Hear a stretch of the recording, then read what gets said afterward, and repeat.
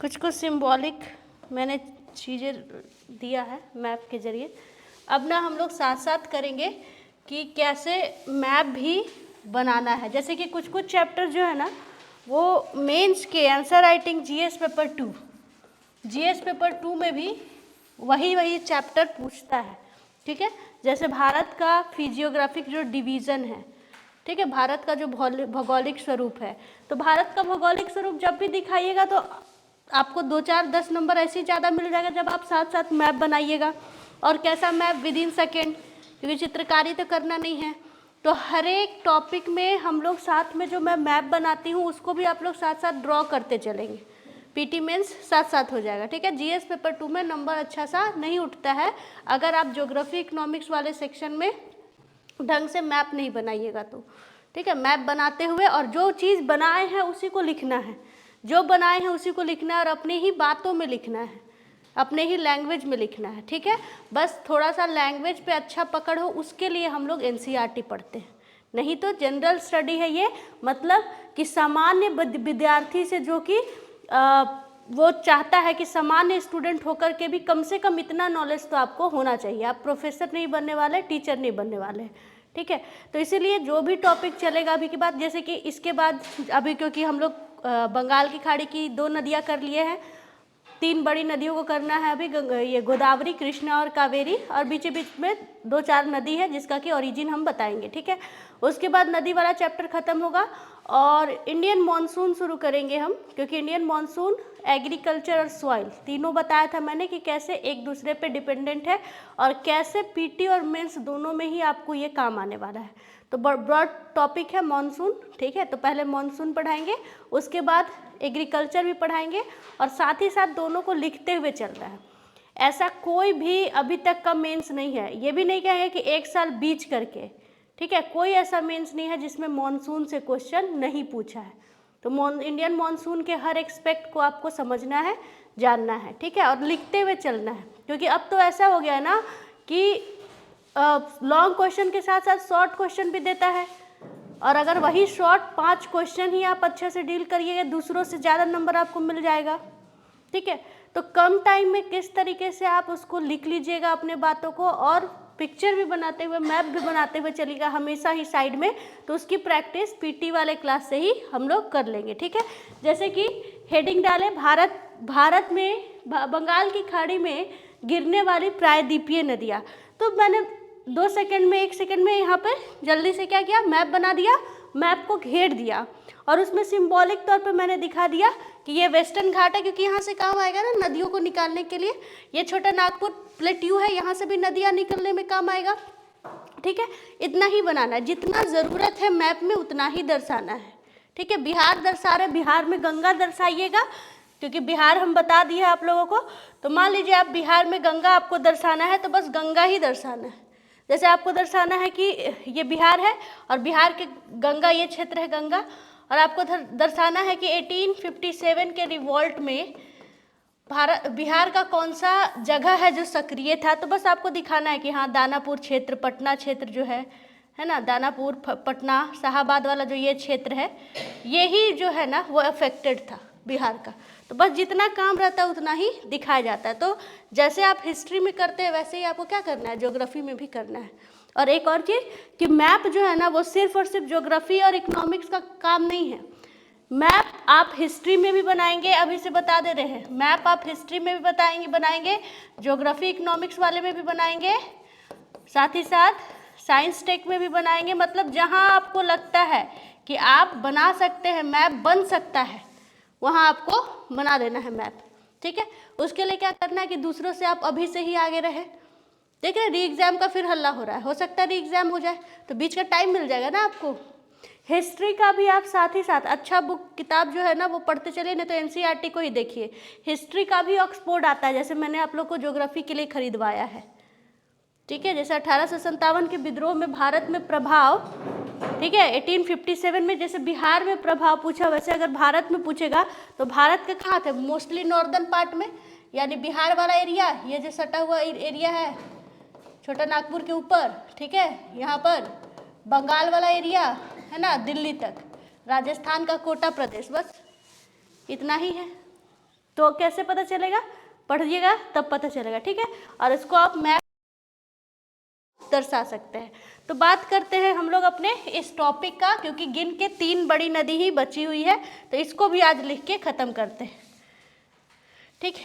कौन कौन सा लिखवा दिए थे, दामोदर और स्वर्ण रेखा, दामोदर और स्वर्ण रेखा।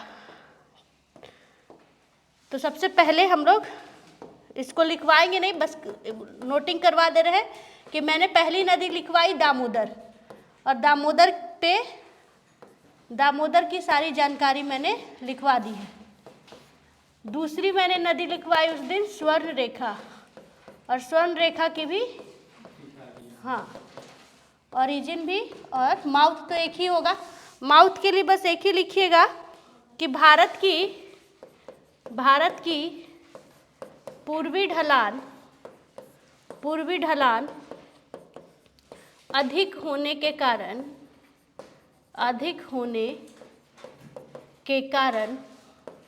कारण नर्मदा ताप्ती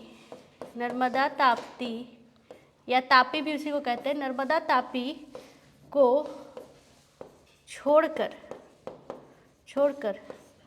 शेष प्रायद्वीपीय नदियाँ बंगाल की खाड़ी में ही गिरती है, बंगाल की खाड़ी में अपना मुहाना बनाती है। ये लिख देंगे ताकि 70th बीपीएससी में क्वेश्चन जो पूछा गया था कि कौन अलग है, कौन सी नदी अलग है, तो इसी से क्वेश्चन रहता है। दोनों ही जो 13 तारीख वाला एग्ज़ाम हुआ था और जो 4 जनवरी वाला एग्ज़ाम हुआ, दोनों में ही यहाँ से क्वेश्चन पूछा है, और पहले भी बता दिए, पहले भी डील किया आप लोगों के सामने। तो ये एक ही लाइन से वो सारी क्वेश्चन क्लियर हो जाएगा कि नर्मदा और ताप्ती 2 बड़ी नदी है, जो कि प्रायद्वीपीय भारत की 2 बड़ी नदी है, जो पश्चिम की ओर बहने वाली नदी है, पश्चिम की ओर बहेगी, लंबी नदी है, और अरब सागर में गिरेगी। बाद बाकी जितनी भी नदी है वो सब का सब कहाँ गिरेगी, बंगाल की खाड़ी में, बंगाल की खाड़ी में जाके गिरेगी,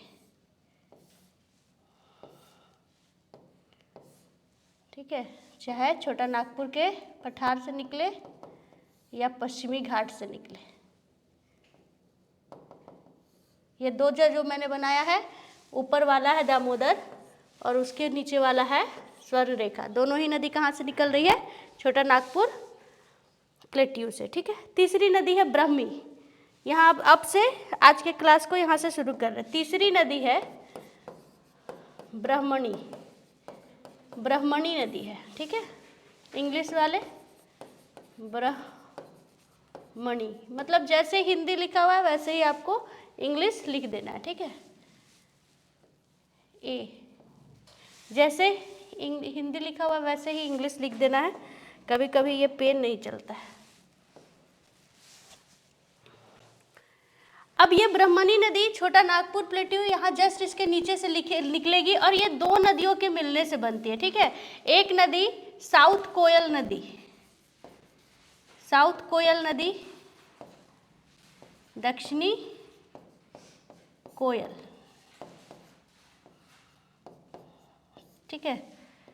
साउथ ऐसे निकलती है। अब बाएं दाएं देख लीजिएगा, ऊपर वाला सब कुछ बाया, क्योंकि सब इधर बह रहा है। क्या हो रहा है,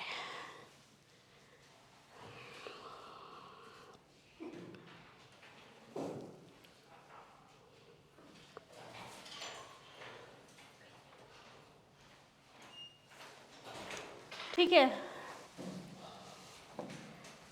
वहाँ नहीं आ रहा है तो कोई बात नहीं। यहाँ पर से 2 नदी ही साउथ से निकलेगी, छोटा नागपुर के प्लेट्यू से। एक का नाम है दक्षिणी कोयल, साउथ कोयल, और दूसरा का नाम है शंख।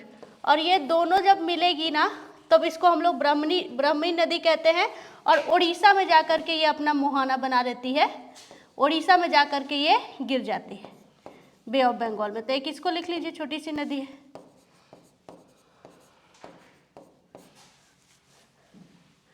चौथा नदी का नाम आप हिंदू धर्म में सुने होंगे, बैतरनी नदी। बैतरनी। बैतरनी नदी छोटा नागपुर के प्लेट्यू से तो निकलती है, लेकिन झारखंड से नहीं निकलती। ये देखिए, ब्राह्मी झारखंड से, स्वर्णरेखा झारखंड से, दामोदर झारखंड से, ये तीनों ही झारखंड से, तीनों ही झारखंड से। और बैतरनी नदी जो है वो उड़ीसा से निकलती है, उड़ीसा से निकलती है। ठीक है, एक क्योंझर पठार है, क्योंझर, उड़ीसा के क्योंझर पठार से निकलेगी, पठार से निकलेगी और बंगाल की खाड़ी में गिर जाएगी। तो बार बार मुहाना नहीं लिखेंगे, क्योंकि हेडिंग ही है बंगाल की खाड़ी, मतलब गिरने वाली नदी। तो मैं सिर्फ ओरिजिन लिखूंगी और बड़ी नदी रहेगा तो उसका जो उसकी सहायक नदियों का नाम लिखूंगी। ठीक है, सिर्फ मैं ओरिजिन लिखूंगी, क्योंकि माउथ जो है वो सबका कहाँ होगा, बंगाल की खाड़ी ही होगा। क्योंझर पठार उड़ीसा, क्योंझर पठार उड़ीसा, क्योंझर पठार उड़ीसा।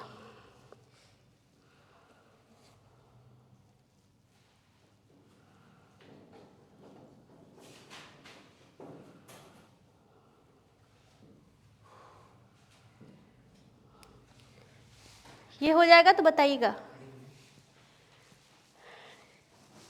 पेज हटाएंगे, बड़ी नदियों को बनाना है ना, महानदी, गोदावरी वगैरह वगैरह।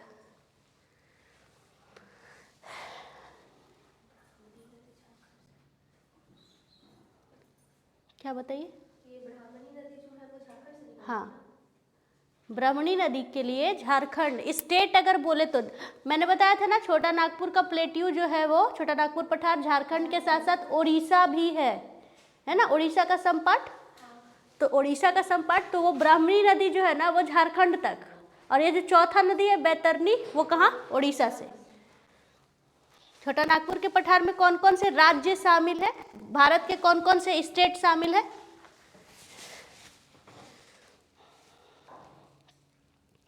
आप लोग लिख लीजिए, तब आप लोग से पहले क्वेश्चन पूछेंगे, क्योंकि अगर नहीं मतलब समझ में आ रहा है, इसका मतलब कि बेसिक कमजोर है, तो एकदम जीरो से शुरू किया जाएगा, फिर भारत का चप्पा चप्पा खंगाला जाएगा।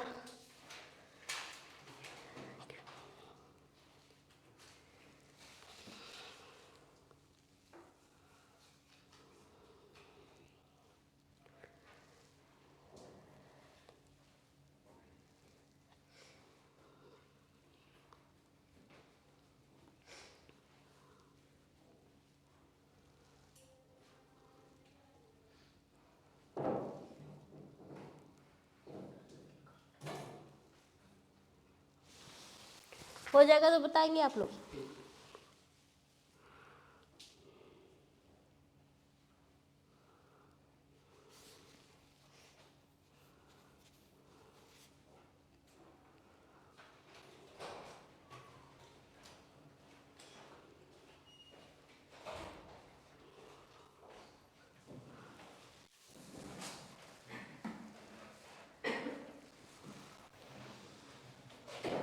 हटा दे ना, धीरे धीरे।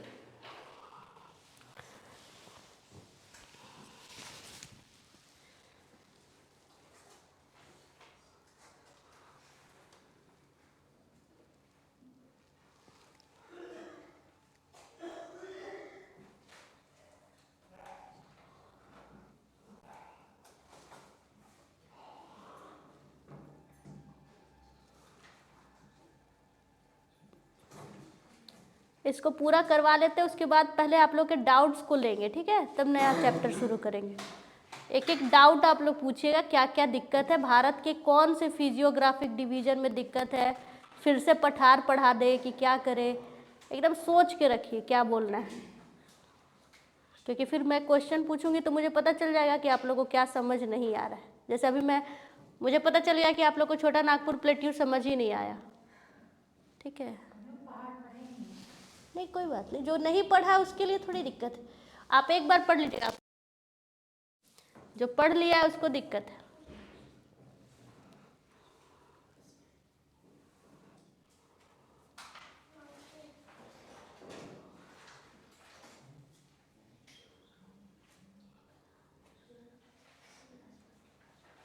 हटा दे,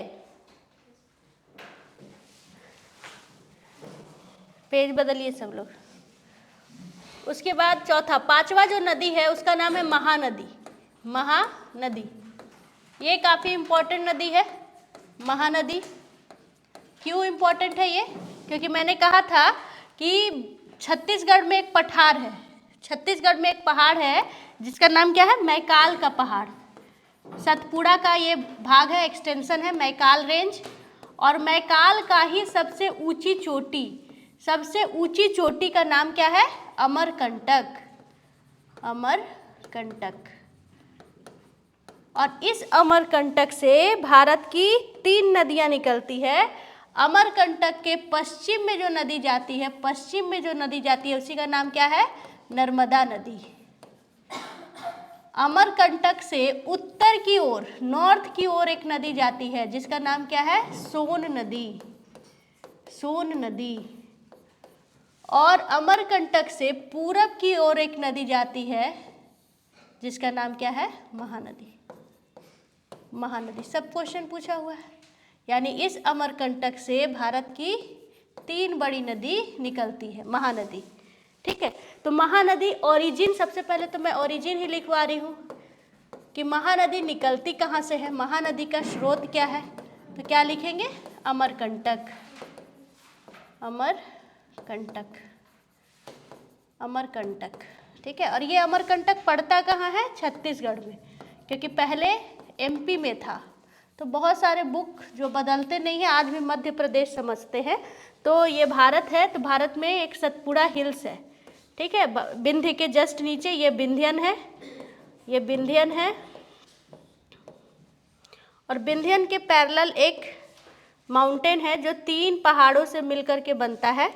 इसी पहाड़ में आपको पता होगा कि मध्य प्रदेश और छत्तीसगढ़ पहले एक साथ था, लेकिन अब अलग अलग स्टेट है। ठीक है, ये 3 पहाड़ों से मिलकर बनता है। एक का नाम है सतपुड़ा। सतपुड़ा, ठीक है, कहाँ पर है? तो एमपी में, एमपी मध्य प्रदेश।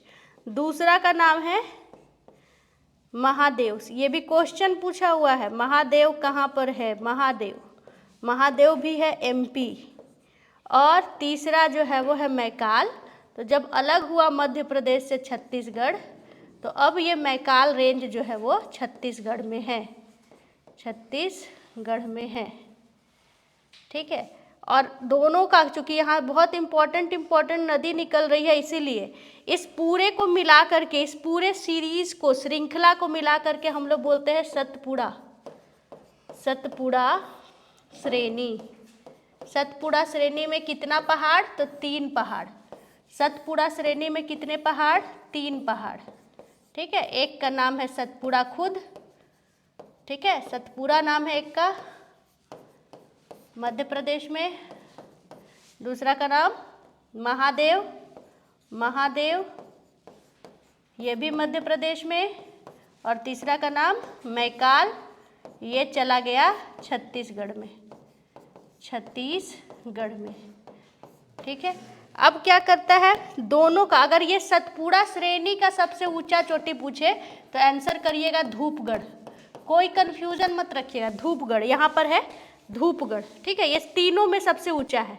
लेकिन अगर अलग से मैकाल का पूछे, क्योंकि मैकाल की सबसे ऊंची चोटी का नाम क्या है? बहुत मार मारेंगे, अमरकंटक, गुरु शिखर, अमरकंटक। और अलग से पूछेगा कि मैकाल की ऊंची चोटी कौन है? तो अमरकंटक। कितना है? 1036 मीटर ऊंचाई है। और सतपुड़ा धूपगढ़ का 1350 मीटर। तो ये हुआ ना ऊंचा। अगर ओवरऑल देखा जाए तो धूपगढ़ ऊंचा है, लेकिन अलग अलग पूछता है। श्रेणी की चोटी धूपगढ़। धूपगढ़ कहाँ है? मध्य प्रदेश।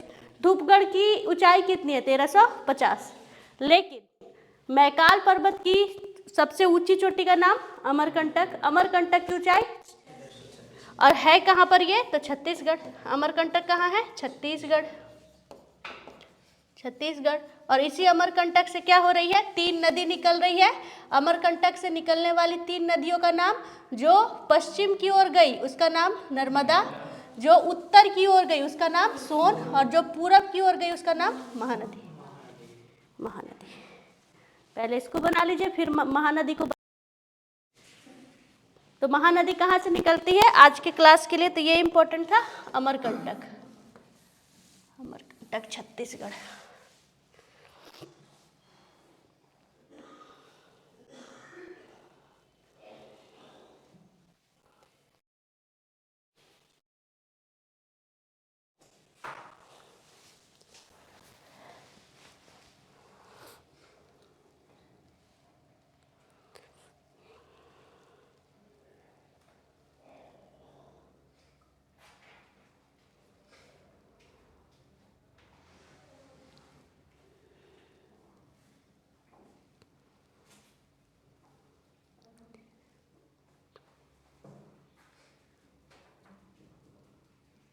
जो भी स्टूडेंट गुरु शिखर बोल रही थी, उस गुरु शिखर किसकी सबसे ऊंची चोटी है? गुरु शिखर सबसे ऊंची चोटी है। अभी मॉनसून में फिर काम आएगा सब।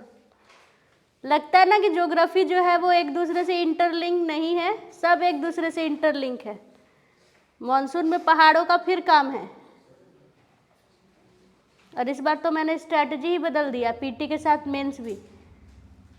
खुद से पूछ, इसीलिए क्योंकि बाद का चीज़ बाद में होता रहेगा। जैसे अभी 70वीं मेंस है, तो मुझे पता भी नहीं है कि अभी जो ज्योग्राफी इकोनॉमिक्स का जो क्लास है वो कौन ले रहा है, क्योंकि अभी मोस्ट प्रोबेबल अभी पॉलिटी वगैरह ही चल रहा है।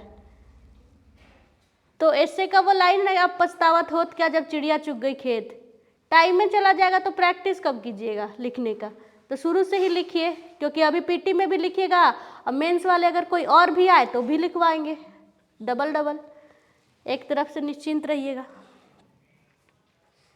और आज खुशी की बात तो ये है कि आज आर्टिकल निकाला है कि EWS को यूपीएससी 9 अटेम्प्ट, ठीक है, 8 या 9 अटेम्प्ट और 5 साल एज में रिलैक्सेशन दे रहा है।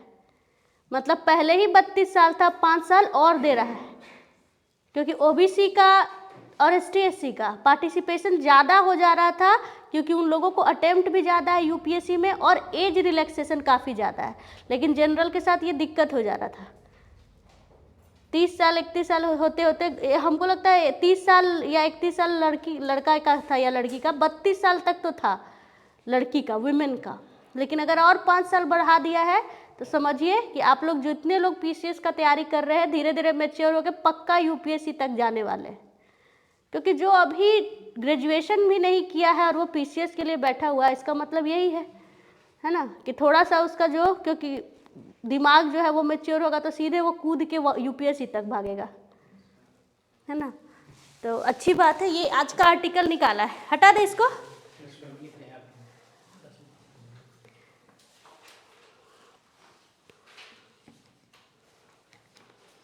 समझ में आ रहा है आपको रघुवेंद्र?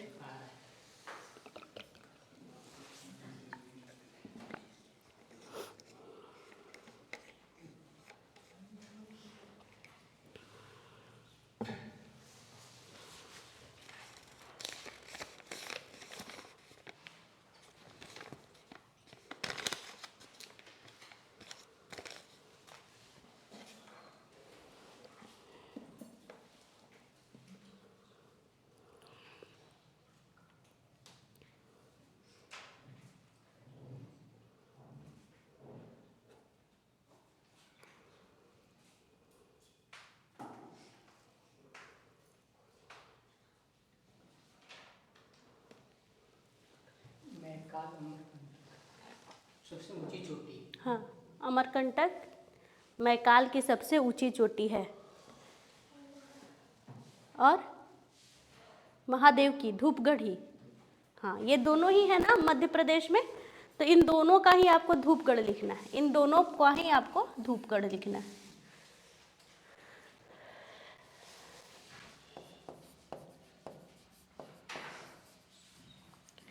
हम ऐसे ही बोल देते मार देंगे, ऐसे थोड़ी ना, मेरा आदत है।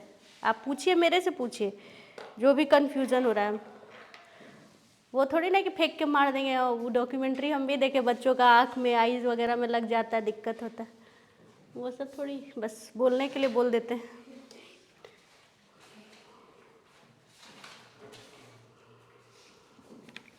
धूपगढ़ी लिखे हैं। हाँ, धूपगढ़ है, गढ़ी नहीं। सतपुरा श्रेणी की सबसे ऊंची चोटी। हटा दे। क्या बोल रहे थे? APSC 5 को बढ़ा दिया। हाँ, हमने इसमें लिख रहे हैं। EWS का 5 साल बढ़ा दिया। आप EWS है? नहीं, DC2। क्या है? DC2 में। तब ऐसे ही ठीक है आप लोग का, ऐसे कहाँ काउंट होता है। ये महानदी है, ठीक है। ये महानदी इस तरीके से जाएगा। मैंने कहा था कि नदी जिस ओर चल रही है, भारत पे इसी तरीके से न जाएगा, ठीक है। तो जिस ओर चल रही है, तो मैंने क्या बोला था कि अपने हाथों से डिसाइड कर लीजिएगा कि बाएं छोर से कौन आ रही है और दाएं छोर से कौन आ रही है, ठीक है। यानी ये हाथ ऊपर है, ये लेफ्ट साइड से आने वाली नदी, और ये राइट हैंड है। राइट हैंड में पेन पकड़ता है कोई भी, तो ये राइट साइड से आने वाली नदी, ठीक है। तो सबसे पहले यहाँ एक नदी आकर के मिलती है जिसका नाम है शिवनाथ। हाँ, शिवनाथ नदी, ठीक है। यहाँ के ये जो मेन नदी है इसका नाम है महानदी, ठीक है। उसके बाद दूसरी नदी है मंड नदी आके मिलती है। उसके बाद तीसरी जो नदी है, यहाँ से एक आएगी ओंग नदी। ये सारी की सारी नदियाँ नहीं है जो फेमस, मतलब जिससे क्वेश्चन पूछ सकता है, बस उतना को हम लोग बनाएंगे क्योंकि प्रायद्वीपीय भारत की नदी है। और यहाँ से है आपको एक नदी आकर के मिलती है ईव, ठीक है, ईव नदी। एक और नदी है जोंक नदी, नीचे से आके मिलती है। तो शिवनाथ, मंड, ईव, जोंक और ओंग ये किसकी सहायक है? तो याद रखना है, ये महानदी की सहायक है, ये याद रखिएगा। अब यहाँ पर ना ईव नदी इसलिए इम्पोर्टेंट हो जाता है कि यहाँ पर ना एक डैम बनाया गया है जिसका नाम है हीराकुंड डैम, हीराकुंड बांध है। और जो भारत का सबसे लंबा बांध है, भारत का सबसे लंबी बांध है। कहाँ है कोई पूछेगा तो उड़ीसा में, ठीक है, उड़ीसा में। क्या? छोटी छोटी नदियां है वो।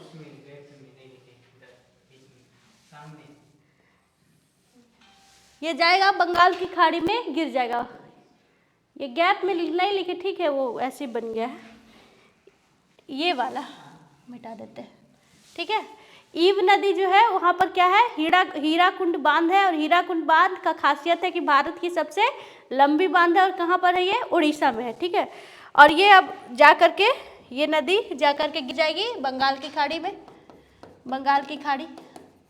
और बंगाल की खाड़ी में तो ठीक है, लेकिन अगर प्लेस भी बोलेगा, क्योंकि अगर हम भारत में अगर इस तरीके से बताए तो अब तो ये यहाँ अब तो ये उड़ीसा आ जाएगा ना। ये वाला कोस्ट भी तो जाना है कि स्टेट किसका है। ये बंगाल की खाड़ी तो ठीक है, लेकिन अगर स्टेट पूछेगा तो बंगाल की खाड़ी उड़ीसा में गिरती है, उड़ीसा में, ठीक है। और यहीं पे उड़ीसा का एक फेमस जगह है, बंदरगाह है पारादीप का बंदरगाह। पारादीप बंदरगाह का नाम सुने? उड़ीसा पारादीप बंदरगाह या पोर्ट का नाम सुने हैं? बंदरगाह। तो पारादीप बंदरगाह किस नदी के किनारे है? तो बोलिएगा महानदी के किनारे। कौन से राज्य में पूछ देगा तो उड़ीसा बता दीजिएगा। द्वीप से क्या होता है? तो भारत से सबसे ज्यादा लौह अयस्क यहीं से डिपोर्ट किया जाता है जापान को, ठीक है। ट्रांसपोर्टेशन में आप लोग देखिएगा। पारादीप महानदी पे है। हाँ, महानदी के किनारे। बंदरगाह मतलब पता है समुद्र में होता है, वो नदी समुद्र जहाँ से शुरू होता है वहाँ पे। तो जहाँ ये जब जाके गिरेगी तो डेल्टा बनाएगी, महानदी डेल्टा। और यही महानदी डेल्टा के पास, यानी जहाँ से समुद्र खुलता है, वहाँ पर कौन सा है? पारादीप बंदरगाह है, पारादीप बंदरगाह। जितनी भी नदी है सब इधर साइड गिरने वाली जितनी भी नदी है वो क्या बनाएगी? डेल्टा। और पश्चिम की ओर जितनी भी नदी है वो क्या बनाएगी? इस्चुअरी। इस्चुअरी को कहते हैं ज्वार नद मुख, ठीक है। तो पश्चिम की गिरने वाली जो नदी है वो इस्चुअरी बनाती है, इस्चुअरी।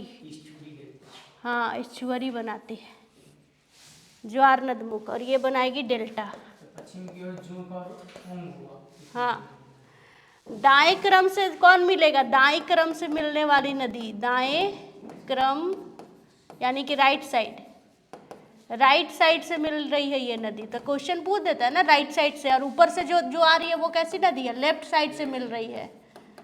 तो ये सब पता होना चाहिए, क्योंकि थोड़ा सा टफ करेगा। पूछ ऐसे पूछ दिया, मान लीजिए कि शिवनाथ, मंड, ईव और ओंग में कौन अलग है, तो उसमें पता चलना चाहिए ना कि शिवनाथ, मंड और ईव जो है वो ऊपर से आके, हाँ लेफ्ट से आके मिलती है, और ओंग जो है वो राइट से जाके मिलती है। तो देखे रहेंगे तो आसानी से हो जाएगा, नहीं तो नेगेटिव के चलते आप लोग उसको टच ही नहीं करिएगा कि क्वेश्चन टफ पूछ दिया था, रिवर सिस्टम भी पता नहीं कहाँ से पूछा, इसीलिए सब कुछ लिखना ज़रूरी है।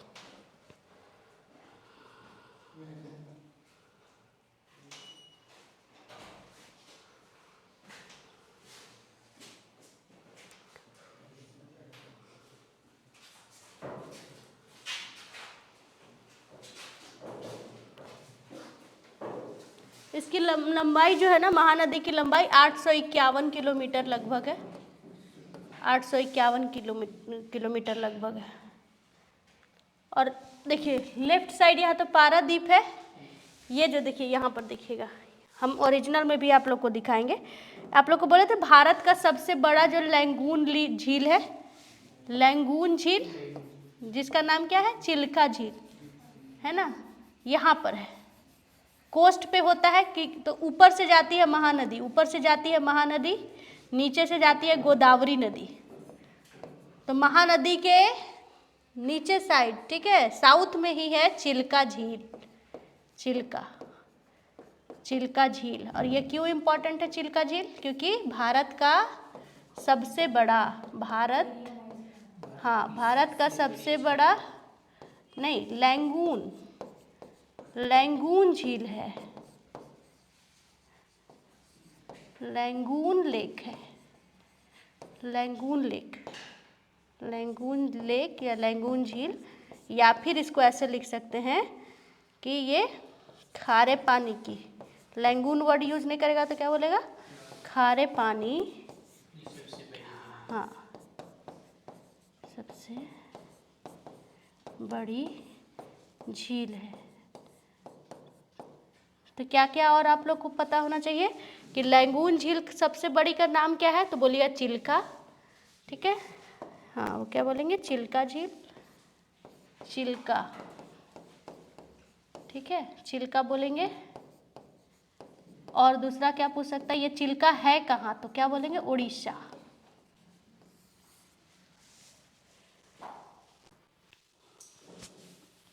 क्या क्या बताए? ये जो नदी गुजर रही है इसका नाम महानदी है, लंबाई 851 किलोमीटर है। महानदी अमरकंटक से निकलती है, ठीक है, यहाँ पे अमरकंटक से निकली। अमरकंटक कहाँ है? छत्तीसगढ़, तो यानी कि छत्तीसगढ़ से निकली।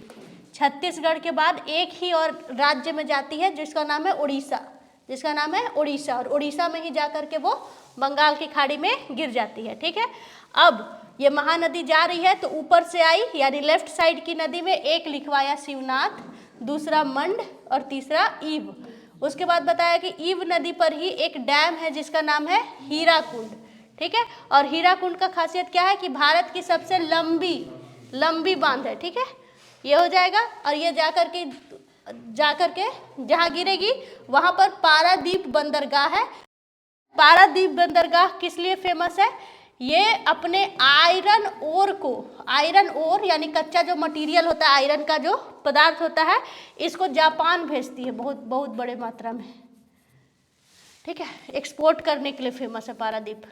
तो इसीलिए बार बार पूछता है कि पारादीप कहाँ है, तो पारादीप उड़ीसा में, पारादीप बंदरगाह उड़ीसा में। जापान को कच्चा माल भेजता है, यहीं से आसानी होता है, क्योंकि जापान होगा तो आराम से चला जाएगा। झींगा मछली भी शिपमेंट होता है यहाँ से, आयरन ओर और झींगा मछली, हाँ बहुत बड़ी मात्रा में। और भी चीज़ भेजा जाता है लेकिन आयरन ओर बहुत ज़्यादा, क्योंकि छोटा नागपुर प्लेटियों से निकालेगा और वहाँ से शिपमेंट कर देगा। अगर क्वेश्चन कभी आप लोग से इंटरव्यू में पूछ दे कि भारत जो है वो क्यों अविकसित है, जबकि भारत पे तो सारा का सारा मिनरल्स मिल रहा है ना, तो आप लोग क्या बताएंगे उसमें कि मिनरल जो है कच्चे अयस्क मिलते हैं, है ना, और हम लोगों को अगर बढ़ना है तो उन मिनरल्स को प्रोसेस करना होगा। जैसे जापान जो है वो स्टील उद्योग में या लोहा में आगे है, जबकि वहाँ तो आयरन कोई भी मिनरल्स पाया ही नहीं जाता, एक्सपोर्ट करता है। तो जब कहीं से भी, जैसे फूड प्रोसेसिंग, बिहार क्यों पिछड़ा है, लिंक करके देख लीजिए। खाना उपजाना या खनिज उपजाना बहुत बड़ी बात नहीं है। अगर खाना उपजा रहे हैं और ऐसे ही बेच रहे हैं तो देख रहे हैं सब्जी वाले का हालत। लेकिन अगर आप उस पर इंडस्ट्री बना दे रहे हैं, उसको प्रोसेस कर दे रहे हैं, आलू का चिप्स बना दे रहे हैं, है ना, टमाटर का केचप बना दे रहे हैं, तो ये सिर्फ आपके मार्केट में नहीं, यानी लोकल मार्केट में नहीं, ये ग्लोबल मार्केट तक इसका एक्सेस हो जा रहा है, पहुंच बढ़ जा रहा है। तो जब बिहार या फिर भारत ये वाला टेक्निक को अपनाएगा तो ये क्या होगा, डेवलपमेंट खुल जाएगा। जैसे कि अमेरिका स्टील इंडस्ट्री के लिए और जापान अपने कार उद्योग के लिए काफ़ी फेमस है। उसके पास कोई कच्चा मटेरियल नहीं है जापान के पास, छोटा सा तो द्वीपीय देश है। भारत क्या करता है, कच्चा ही भेज देता है, जबकि भारत में क्या चाहिए, इंडस्ट्री चाहिए जो उसको मैन्युफैक्चर हब बनाए। चाइना कैसे डेवलप कर गया, चाइना जो है वो दूसरे जगह की कंपनियां जा के वहाँ पे मैन्युफैक्चर कर रही है।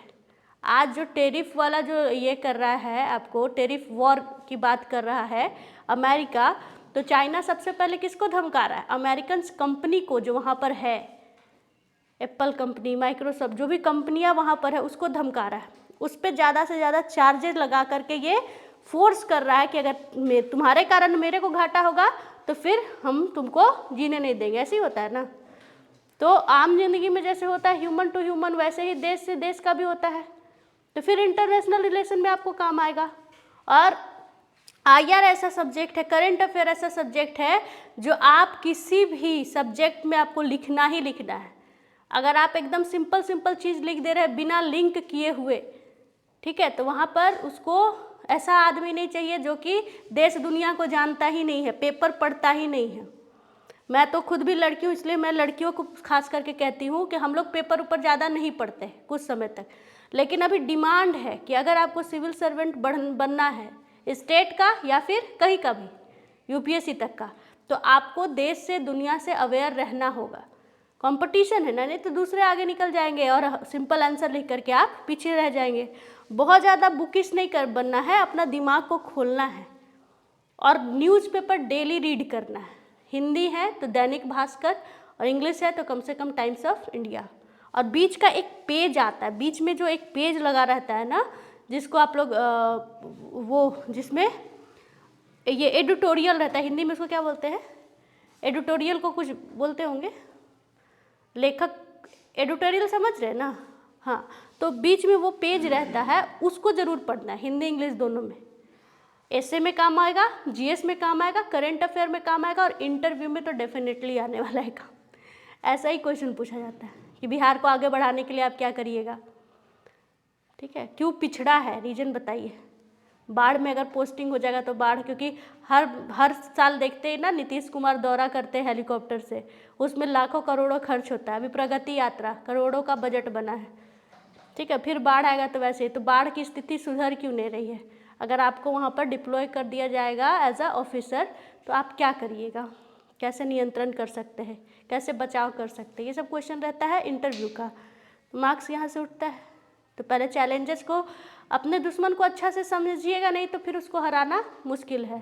तो पहले चैलेंजेस पढ़ लीजिए, सारा चैलेंज पढ़ लीजिए, ठीक है, उसके बाद सारा काम हो जाएगा। ये हो गया। ज्वार नदमुख, भारत की जो प्रायद्वीपीय नदियां है ना, बताए तो ईश्वरी को बोलते हैं ज्वार नदमुख। भारत की, इसको हटा रहे यहाँ से, ये भारत है, मैंने पहले भी बताया था कुछ टर्म नदियों का। तो भारत जो भी नदी है, अगर वो बंगाल की खाड़ी में गिर रही है, ऐसे समझिए, बंगाल की खाड़ी में गिर रही है, ठीक है, तो इस बंगाल की खाड़ी में गिरने से पहले इसको क्या, नॉर्दर्न प्लेन से, उत्तर का मैदान से भेंट होगा, उत्तर का मैदान इसके रास्ते में पड़ेगा। और ये मैदान पहाड़ों को काटना आसान है कि जमीन को? रघुवेंद्र बताइए। कोई नदी बह रही है, ठीक है, ये पहाड़ है और ये है नदी, यहाँ से नदी बह रही है, ठीक है। अब यहाँ से ये बहना शुरू हुई तो ये पहाड़ के जो चट्टान है उसको काटना आसान रहेगा कि यहाँ पर अगर पतली सॉइल बिछी हुई है उसको काटना आसान रहेगा?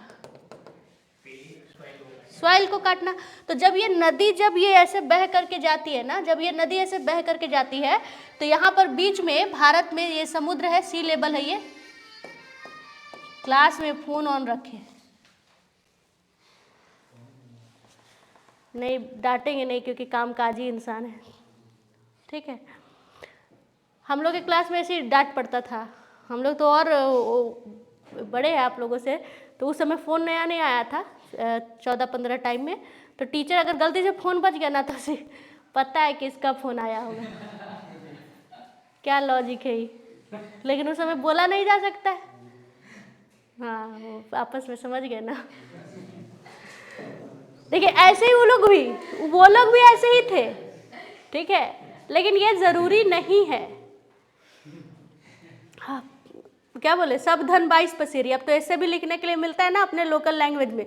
लोकल लैंग्वेज को प्रमोट किया जा रहा है कि जो लोकोक्तियाँ आज तक आप घर में मदर से सुने होंगे, दादी से सुने होंगे, अब उसको लिखना है ना। तो सब धन 22 पसेरी, सबको एक जैसा तोलना ज़रूरी नहीं है, सिचुएशन अलग अलग भी हो सकता है। अभी काम करते हैं हॉस्पिटल में, कोई इम्पोर्टेंट काम भी हो सकता है ना, तो डांट तो नहीं पड़ेगा, क्योंकि जिस तरीके से ह्यूमन की जो आवश्यकता है, मूलभूत आवश्यकता में रोटी कपड़ा मकान है ना, रोटी कपड़ा मकान को रखते थे, उसी तरीके से अब रोटी कपड़ा मकान स्वास्थ्य शिक्षा और ब्रांडविथ मतलब इंटरनेट, 6 चीज़ों को रखना है और पिरामिड बना के लिखना है। अरे हम कितना बताएंगे आप लोग को इस तरीके से, और कहाँ कि कौन बोला है उसको लिखना है, ठीक है। और जैसे पहले रोटी कपड़ा मकान है ना, ऐसे लिखते थे रोटी कपड़ा मकान, उसी तरीके से अब शिक्षा स्वास्थ्य और साथ ही साथ ब्रॉडबैंड, जिसको कि आप लोग इंटरनेट बोलते हैं, इंटरनेट, ये सब है ह्यूमन की मूलभूत आवश्यकता। ह्यूमन का मूलभूत आवश्यकता में शामिल किया गया, सबको मूलभूत आवश्यकता है, ठीक है। तो अब इससे परहेज नहीं किया जा सकता, कुछ भी काम किसी को भी होगा, ठीक है। चलिए, उत्तर का मैदान से जब ये नदी आती है, बंगाल की खाड़ी वाली जब नदी आती है, ठीक है, तो अपने साथ ढेरों मिट्टी को काट करके लेकर के आती है। इससे क्या होता है कि जब ये गिरती है तो यहाँ पर एक नया लैंड का फॉर्मेशन हो जाता है, एक नया जमीन बिछ रहा है, क्योंकि सदियों से ये नदी आ रही है, अपने साथ साथ मिट्टी काट काट के ला रही है, मिट्टी का कटाव कर रही है, काट काट के ला रही है। तो यहाँ एक नई भूमि बन जाती है, बड़ी सी नई भूमि बन जाएगी। तो इस नई भूमि को ना हम लोग कहेंगे डेल्टा। नदियों के द्वारा बनाई गई नई भूमि को डेल्टा कहते हैं। नदियों के द्वारा बनाई गई नई भूमि को डेल्टा कहते हैं। पूरा सेंटेंस लिख लीजिए, कहते हैं। जबकि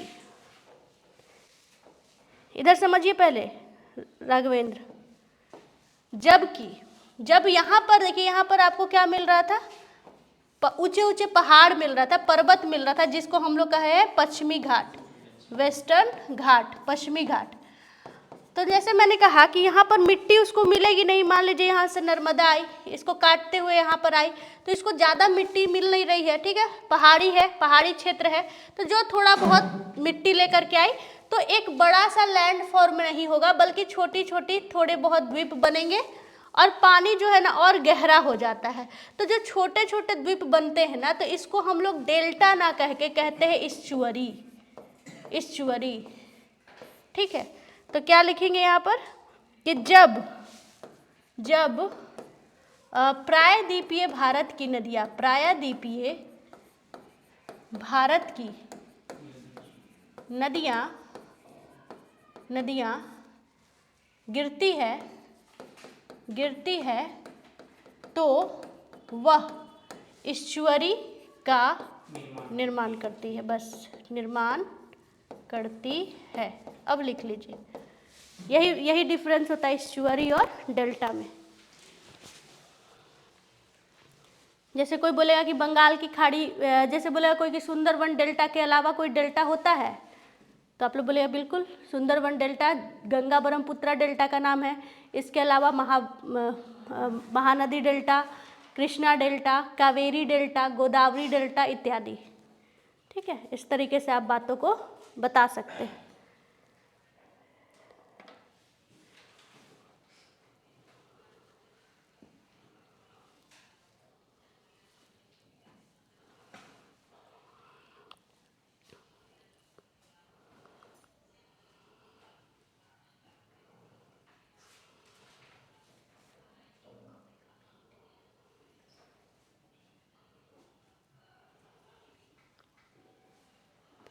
हटा दें।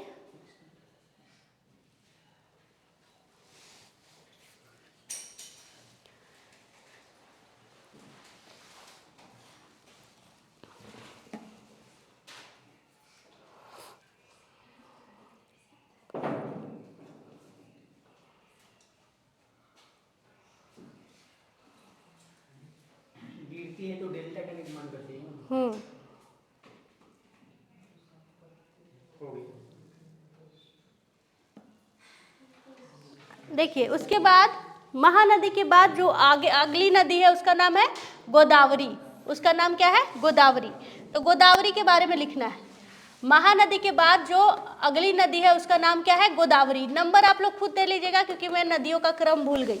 6ठा नंबर। ठीक है, गोदावरी। गोदावरी में क्या लिखेंगे? प्रायद्वीपीय भारत की सबसे लंबी नदी है। प्रायद्वीपीय भारत की सबसे लंबी नदी है, सबसे लंबी नदी है। और इसका जो लंबाई है वो है 1465 किलोमीटर। 1465 किलोमीटर। दूसरा पॉइंट यहाँ से पूछता है, पहले भी करवाए थे, कि इसे बूढ़ी गंगा, वृद्ध गंगा, बूढ़ी गंगा या दक्षिण भारत की गंगा, भारत की गंगा भी कहते हैं, गंगा भी कहते हैं। क्वेश्चन पूछा हुआ है, दक्षिण भारत की गंगा। ओरिजिन लिख लेंगे, 1465 किलोमीटर। हाँ। स्रोत लिख लीजिए। स्रोत, ओरिजिन का मतलब नदी कहाँ से निकलती है। स्रोत लिख लीजिए। लिखवाए थे आप लोगों को, बताइएगा कोई। महाराष्ट्र, नासिक, त्र्यंबकेश्वर गांव लिखवाए थे। त्र्यंबकेश्वर गांव का नाम है, नासिक में पड़ता है। नासिक जिला कहाँ पर? महाराष्ट्र। पश्चिमी घाट सोर्स जो है। तो त्र्यंबकेश्वर ही पूछता है, त्र्यंबकेश्वर ही पूछता है। कहाँ से निकलती है? त्र्यंबकेश्वर से निकलती है। जैसे यहाँ से निकली ये गोदावरी, इतना लंबा ये गोदावरी गई। ठीक है,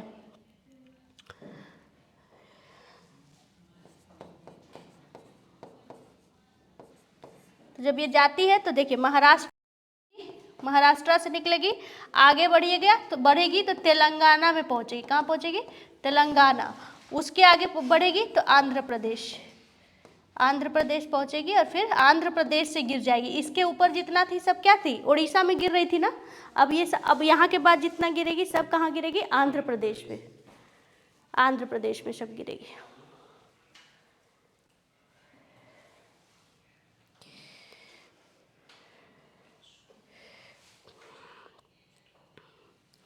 कुछ ये है नदी, इसको बना लेते हैं। प्रवरा, भूला,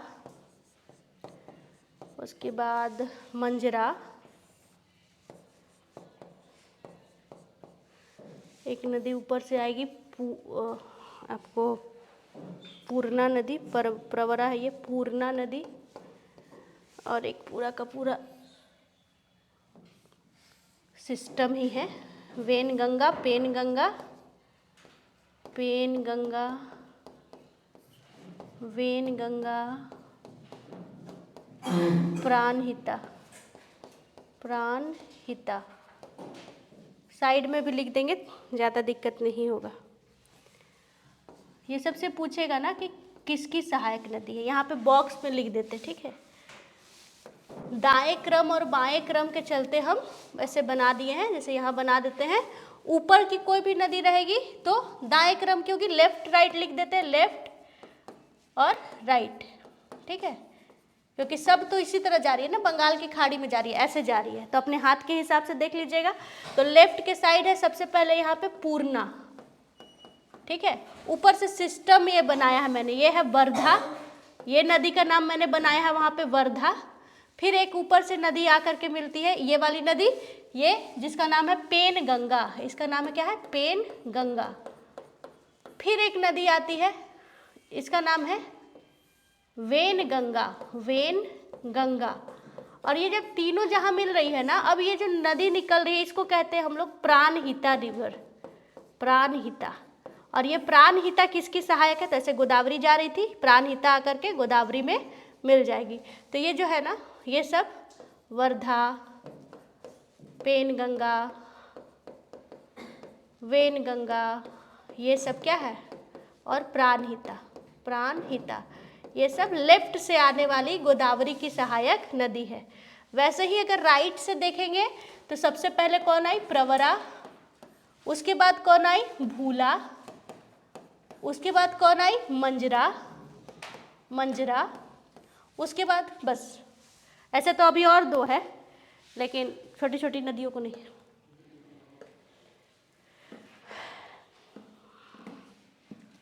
ठीक है, ये लिख लीजिएगा, क्वेश्चन पूछेगा सहायक नदियों से।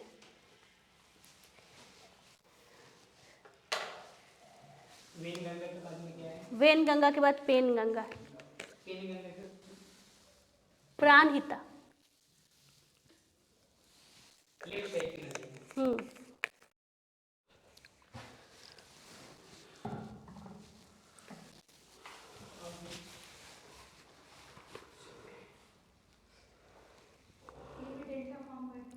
हाँ, बंगाल की खाड़ी की सारी नदियाँ डेल्टा बनाएगी।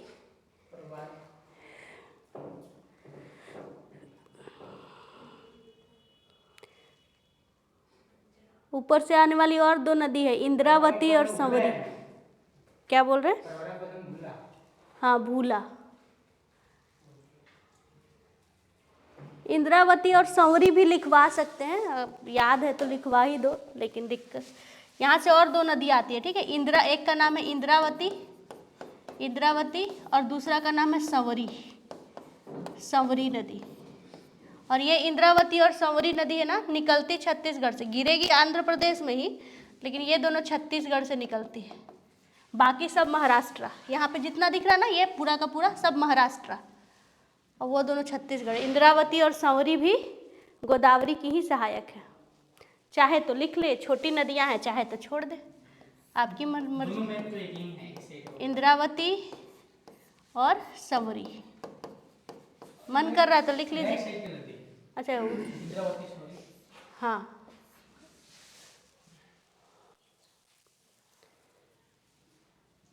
राइट साइड की नहीं बाबू, लेफ्ट साइड की है, यहाँ तक पहुँचा दिए हैं, देखिए। लेफ्ट साइड, ऊपर ऊपर बनाया है ना, ऊपर से खींचे हैं।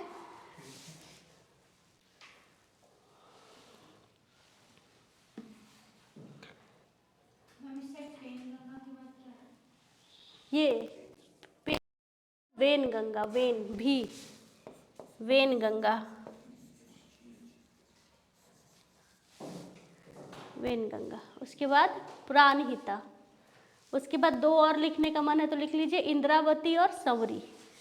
हाँ, और इन दोनों को ब्रैकेट लिख लीजिएगा, क्योंकि बाकी जितना था सब वेस्टर्न घाट से निकलता है, मुंबई से, महाराष्ट्र से, जबकि वो दोनों आता तो है लेकिन छत्तीसगढ़ से आती है। हाँ, इंद्रावती और संवरी छत्तीसगढ़ से निकलती है।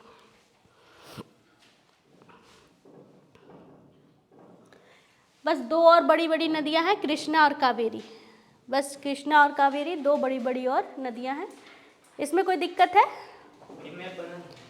मैप बनाइए, मैप से तो काम आएगा आप लोग।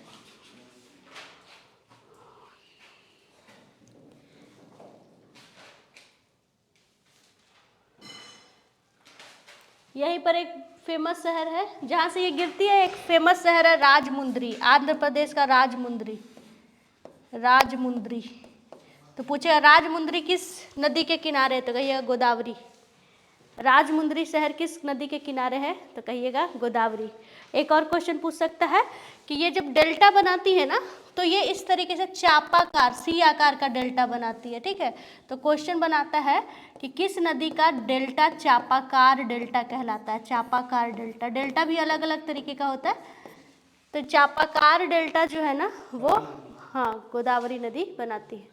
अभी जितना फैक्ट इस बोर्ड पे है सब गोदावरी के लिए है, जितना फैक्ट इस बोर्ड पे है सब गोदावरी नदी के लिए है। नहीं नहीं, ट्रायंगल तो इस तरीके से होता है ना, ये उल्टा सी की तरह होता है, ठीक है। कर्व, कर्व बोलेंगे इसको, चापाकार है ये, कर्व शेप्ड। सुंदरवन डेल्टा है ट्रायंगुलर, ठीक है। और पंजे आकार का भी बहुत पूछता है, तो मैक्सिको की खाड़ी में जो गिरती है ना, तो मैक्सिको की खाड़ी में पंजे आकार का, चिड़िया का जैसा पंजा होता है ना, वैसे लैंड क्रिएट हुआ है। वर्ल्ड ज्योग्राफी में उसको बताएंगे, दिखाएंगे कि किस तरीके से लैंड होता है, ठीक है। इमेजिन नहीं करना, और आप लोग को भी ज़्यादा क्यूरियोसिटी हो या किसी चीज़ को ज़्यादा समझना हो, जैसे सुंदरवन डेल्टा को समझना है, तो जब मैंने बताया था कि हाँ वहाँ पर सुंदरी नाम का वृक्ष मिलता है, कुछ नहीं करना है आपको, गूगल पे टाइप करना है सुंदरवन डेल्टा और उसको देख लेना है। यूट्यूब खोलते हैं तो डॉक्यूमेंट्री जैसा छोटा छोटा वीडियो होता है ना सुंदरवन, उसको देख लेना है, ठीक है। यार बोला जाता है ना, या तो खूब पढ़ाओ, या तो खूब पढ़ो, या तो खूब घूमो। तो घूमो मतलब रोड पे नहीं, रोड पे घूमने की बात नहीं होती है, मतलब अपने देश दुनिया को जानने के लिए। अगर आप घूमे भी हुए हैं ना, तो आपको जनरल नॉलेज में कोई नहीं हरा सकता। पुराने ज़माने में देखिएगा, घर के जो बड़े बुजुर्ग जो न्यूज़पेपर से भी ज़्यादा फास्ट होते हैं, कोई भी चीज़ पूछेगा, आंध्र प्रदेश गया बाबा, वो आंध्र प्रदेश हाँ गए थे, कुछ भी ऐसा पूछिए उनको सब पता रहता है। अभी तक उनको सब मेमोराइज्ड है, क्यों? क्योंकि वो देख के आए हैं।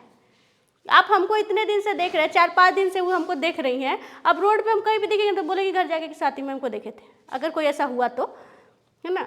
मतलब बातचीत के दौरान कि हाँ, क्योंकि मैम को देख ली है एक बार। जैसे हम लोग अपने फैमिली मेम्बर्स को देखते हैं, जानते हैं, अपने घर को, क्या कहीं से भी आएंगे, अगर हम लोग सपना, आज भी हम सपना देखते हैं, तो बचपन में जो मेरा घर था ना, जो गवर्नमेंट क्वार्टर में हम लोग, उसका सपना आता है, भूले ही नहीं है, क्योंकि बहुत सारा चीज़ जुड़ा हुआ है ना। तो आप एक बार हिमालय पर्वत देख लीजिएगा तो फिर आपको ज्योग्राफी का जरूरत नहीं पड़ेगा। आप उत्तराखंड देख लीजिए, आप जाके समुद्र देख लीजिए, आपको समुद्र देखने का जरूरत नहीं है। आपको हम एक रियल घटना बताते हैं, हम लोग के लिए कितना कॉमन है गंगा नदी, सभी के लिए, जितना लोग हम लोग यहाँ बैठे हैं। हम झारखंड से बाई कार आ रहे थे, ठीक है। तो वो उसका जो ड्राइवर था ना, आप समझिए कि जो नहीं जानता है, नॉलेज जो है कितना बड़ा चीज़ है, वेपन है। वो खुश क्यों था? वो चला रहा था, वो हम लोग को पटना पहुंचा रहा था, वो अलग बात है। वो खुश था कि आज जाके समुंदर देखेंगे, पटना में आज जाके समुंदर देखेंगे, इस बात पे खुश था वो। तो हम उसको बताया कि समुंदर नहीं है वहाँ, गंगा नदी है। आज भी ट्राइबल कम्युनिटी बहुत पिछड़े हुए हैं। कल हम एक डॉक्यूमेंट्री देखे, भारत बदलता भारत का जो चीज़ है कि बदलाव किस तरीके से हुआ है। जो बदलाव आपको दिखाई दे रहा है इसी टाउन सिटी में दिखाई दे रहा है। झारखंड का ट्राइबल कम्युनिटी का एक गांव को दिखाया गया। उससे पूछा कि तुम किस क्लास में पढ़ती हो, तो बोलती है पिछला क्लास में।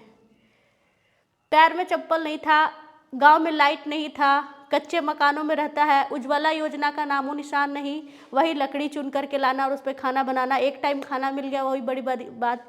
उससे पूछा गया कि तुम कौन से देश में रहते, सोचिए अशिक्षा कितना है, तो बताया कि झारखंड में। बोला बाबू तो राज्य है ना, झारखंड का नाम देश का नाम बताओ, तो उसको पता नहीं था। सब कहता है कि मोदी जी जो है, पीएम जो है, इतना देश आगे बढ़ गया है कि दुनिया में सभी लोग जानता है कि भारत के पीएम कौन है। साफ पूछा कि हमारे देश के प्रधानमंत्री का नाम बताइए, राजमुंद्री लिखे हैं। कोई हर हर मोदी घर घर मोदी नहीं था, किसी को नहीं पता था कि मोदी जैसा भी कोई चीज़ है। इतना पिछड़ापन है भारत में। दुनिया का कौन कोना है तो झारखंड के एक छोटे से गांव जिसमें रोडवे भी है, रेलवे भी है, पूरा कनेक्टिविटी है, लेकिन इतना पिछड़ापन है। तो जितना भी आपको दिख रहा है ना बदलाव, ये आपको यहीं पर दिखाई दे रहा है। और जब भी ऑफिसर बन करके पोस्टिंग होगा ना तो आपको वही गांव कस्बा मिलेगा। ठीक है, हाँ राजमुंद्री लिखे, राजमुंद्री। पूर्णा नदी है महाराष्ट्र में गिरती है। पूर्णा नदी महाराष्ट्र में। हाँ, यहाँ का इधर साइड का जितना है ना ये सब महाराष्ट्र है, उन दोनों को छोड़ के। नीचे वाली नदियाँ महाराष्ट्र में। सब महाराष्ट्र से ही निकलती है ये। पूरी नदियाँ। हाँ, यहाँ तक ये तीनों और ये, ठीक है, और वो दोनों छोड़ के, इंद्रावती और समरी को छोड़ के। महाराष्ट्र बहुत बड़ा है। महाराष्ट्र से कटा एमपी और एमपी से कटा छत्तीसगढ़। ऊपर की 3 नदियाँ, नीचे की 3 नदी महाराष्ट्र में गिरती है। हट, महाराष्ट्र से निकल रही है सब। हाँ, ऊपर की 3, नीचे की 3 नदियाँ, पूर्णा, वर्धा और पूर्णा, वर्धा, और ये पूरा सिस्टम है। वर्धा, पेनगंगा, वेनगंगा, और जब सब मिल जाएगी तब बनेगी प्राणहिता।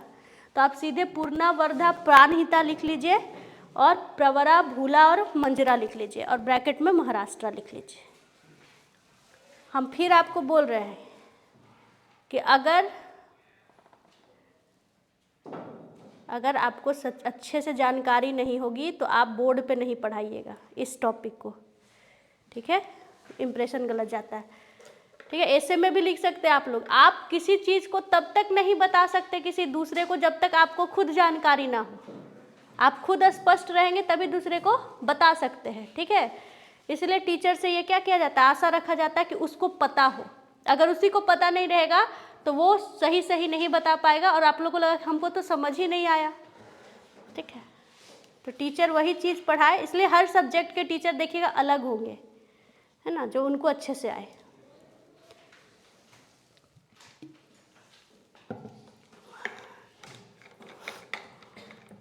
और किसी को इतनी भी दिक्कत ये फिगर में नहीं ना? चलिए, उसके बाद गोदावरी के बाद रखिएगा कृष्णा नदी। कृष्णा नदी, कृष्णा नदी कहाँ से निकलती है? नंदी हिल्स लिखवाए थे ना, नंदी हिल्स कर्नाटक, पिछले क्लास में लिखवा के गए थे। कृष्णा नदी नंदी हिल्स कर्नाटक से निकलती है,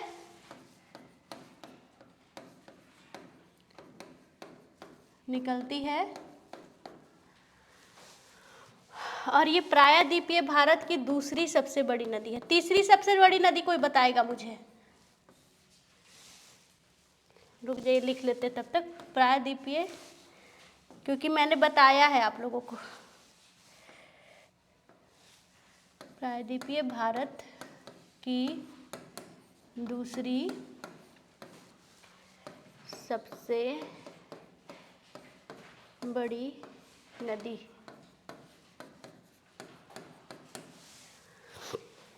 प्रायद्वीपीय भारत की तीसरी सबसे बड़ी नदी कौन है, कोई बताएगा मुझे?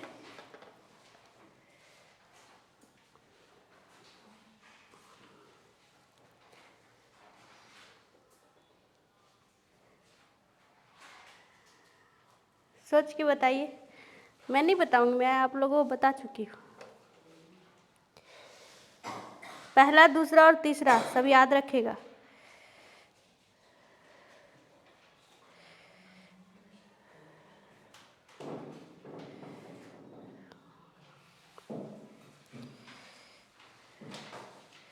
इसकी तो और भी बहुत सारी,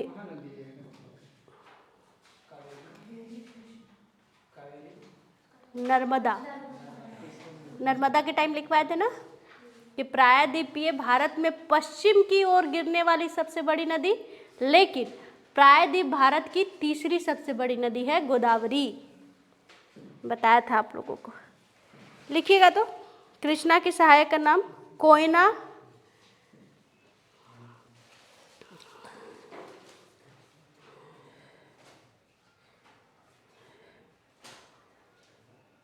कोयना, वरना, पंचगंगा, दूध गंगा, घाट प्रभा, माल प्रभा, तुंगभद्रा, लिख लिए? वापस से बोल रहे हैं। कृष्णा की सहायक नदी, इसको दीजिए ये दीजिए हेडिंग और लिखिएगा कोयना, वरना, वरना वरना VARNA, वरना, हाँ, पंचगंगा, दूध गंगा, घाट प्रभा, माल प्रभा, तुंगभद्रा, तुंगभद्रा। अब ब्रैकेट में लिख लीजिए या ऊपर राइट, ये जितना भी है ना सब राइट साइड की नदियां हैं, राइट साइड की। ज़्यादा नदी था इसलिए बनाना उचित नहीं समझे, राइट साइड की नदी है सब। लेफ्ट साइड में लिखिएगा नीरा, नीरा, हाँ NIRA, नीरा, नीरा रिवर, सीना रिवर SINA, सीना रिवर, भीमा, भीमा नदी, भीमा रिवर, मूसी नदी, मूसी हैदराबाद जिसके किनारे बसा हुआ है, क्वेश्चन में पूछा है मूसी नदी के किनारे कौन सा सिटी है, हैदराबाद, ये लिखिएगा, ठीक है। हाँ ये इसमें लेफ्ट साइड लिख लीजिए, ये चारों में लेफ्ट साइड मतलब बायां क्रम। इसी के किनारे विशाखापट्टनम पोर्ट है, इसी के किनारे यहाँ पर ये जब गिरेगी आंध्र प्रदेश में तो यहीं पर है विशाखापट्टनम, विशाखापट्टनम पोर्ट, पट्टनम पोर्ट, बंदरगाह, बंदरगाह, ठीक है यहीं पर। और एक पुराना सिटी का नाम सुने होंगे अंग्रेज के समय में आंध्र प्रदेश, मछलीपट्टनम, मछलीपट्टनम या मसूलीपट्टनम है ना, दोनों मसूली, हाँ पट्टनम इसी नदी के किनारे है, ठीक है। मछलीपट्टनम ये सब पुराना जो वो था उस समय का पोर्ट था, अंग्रेज के समय का। अभी कौन सा पोर्ट है, विशाखापट्टनम बंदरगाह। और ये भारत का सबसे बड़ा, ठीक है, प्राकृतिक या गहरा प्राकृतिक बंदरगाह है, सबसे डीपेस्ट पोर्ट ऑफ इंडिया है, गहरा प्राकृतिक बंदरगाह है, बंदरगाह समझ लीजिएगा। बंदरगाह, बंदरगाह मतलब क्या होता है, पोर्ट, मतलब ये अगर भारत है तो ट्रांसपोर्टेशन के लिए, समुद्री मार्ग के लिए यहाँ पर क्या किया जाएगा, इस तरीके से जगह बनाया जाता है जिसको पोर्ट कहते हैं, जहाँ से सामान को या ह्यूमन को एक जगह से दूसरे जगह लाया जा सकता है, ठीक है। तो इसी को कहते हैं पोर्ट या बंदरगाह। तो समुद्र पे ही बनता है, समुद्र में ही बनता है। तो दो तरीके का होता है, एक जो नेचुरल हो, जिसको बनाना ना पड़े, जहाँ खुद ऐसे पानी बह रहा है ना तो इसका झुकाव इस ओर होगा कि शिप अगर कहीं से भी चलेगा तो बह करके यहीं पर आकर के रुकेगा, मतलब वो नेचुरल है, प्राकृतिक है, उसको बनाना नहीं। बारिश के दिनों में देखिए, बारिश के दिनों में जो वो नाली जैसा रहता है, हम लोग उसमें क्या करते हैं, पेज बना के नाव ढलका देते हैं, उसको बनाना नहीं पड़ता है ना, उसको वहाँ पे रखिए, वो जिधर भी ढलान रहेगा वहाँ जाके खुद रुक जाएगा, एक कोना में जाके खुद रुक जाएगा, हम लोग बनाए नहीं है उसको, ठीक है।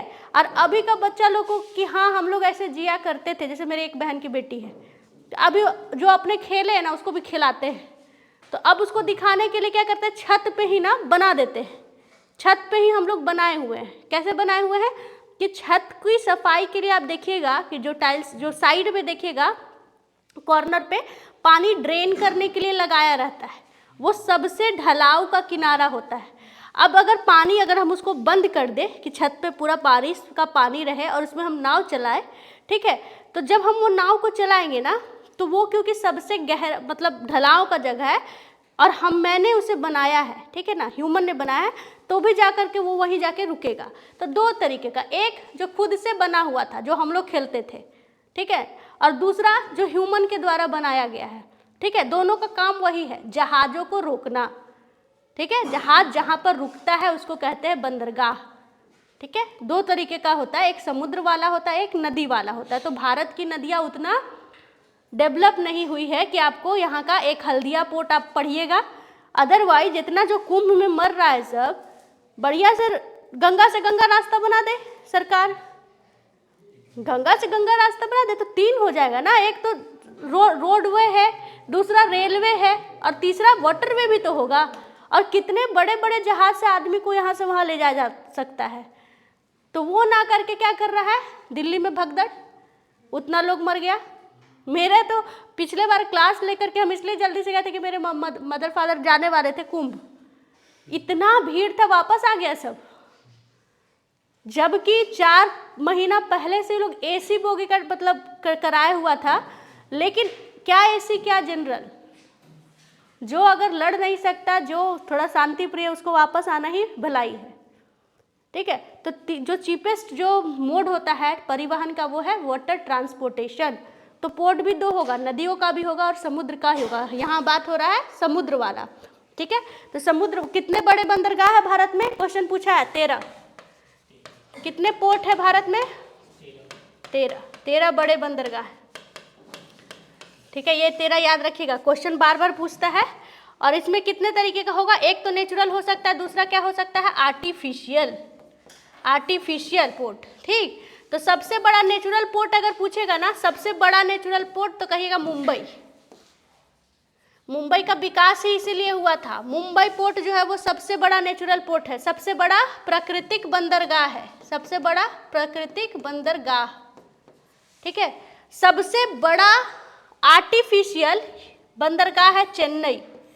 सबसे बड़ा आर्टिफिशियल पोर्ट जो है, आर्टिफिशियल, ये है चेन्नई पोर्ट। इसको भी वही लोग डेवलप किया था, अंग्रेज लोग, इसीलिए ये ओल्डेस्ट पोर्ट ऑफ इंडिया भी है। सबसे पुराना पोर्ट है ये, oldest port of India, Chennai वाला। आर्टिफिशियल पोर्ट भी है और ओल्डेस्ट पोर्ट भी है। तो उसी तरीके से विशाखापत्तनम कहाँ पर है, विशाखापत्तनम पोर्ट आंध्र प्रदेश में है। दूसरा इसका खासियत क्या है, सबसे डीपेस्ट पोर्ट है, सबसे डीपेस्ट पोर्ट है, सबसे गहरा बंदरगाह है। और कैसा है नेचर, आर्टिफिशियल है कि नेचुरल है, तो ये नेचुरल है। भारत में ज़्यादातर बंदरगाह नेचुरल ही हैं। भारत सरकार के पास टाइम नहीं है आर्टिफिशियल बनाने का, नहीं तो सबसे पहले गंगा वाला रास्ता बना देता। ठीक है, तो फालतू काम के लिए पूरा टाइम है, चुनाव प्रचार के लिए पूरा टाइम रहता है सबके पास, है ना। हाँ, आदमी मर रहा है, दिख ही नहीं रहा है। भारत में कोई चीज़ सबसे सस्ता हो गया है तो वो है ह्यूमंस का जान, पूरा सस्ता है।